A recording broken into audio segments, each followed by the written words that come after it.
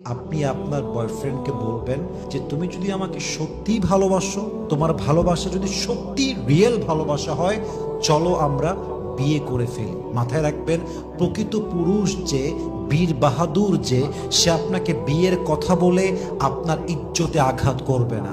সে আপনাকে বিয়ের প্রলোভন দেখিয়ে 5-6 বছর অপেক্ষায় রাখবে না। যে বীর পুরুষ, সে অলওয়েজ নারীর হাতটা শক্ত করে ধরবে, হারাম ভাবে নয়, আজীবনের জন্য খাদিজার মতো তার হাতটা ধরবে। ঠিক কিনা বলেন? যদি আপনার বয়ফ্রেন্ড বলে আমার টাকা নাই, আমার জব নাই, আপনি বলবেন আমি তোমার পাশে ছিলাম, আমি তোমার পাশে আছি।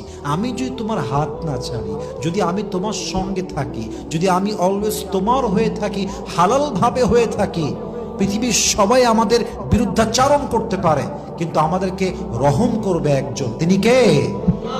দেখবেন আপনার বিএফ অনেস্ট, লয়াল না বাটপার, চিটার, আপনি 1 সেকেন্ডে ধরতে পারবেন। মাথায় রাখবেন, যে বিয়ের থেকে পালিয়ে যায় সে আপনাকে কখনো ভালোবাসে নাই, আর যে আপনাকে বিয়ে করার জন্য যুদ্ধ করে সে পুরুষটা আপনাকে প্রকৃতপক্ষে মন থেকে চেয়েছে। ঠিক কিনা বলেন?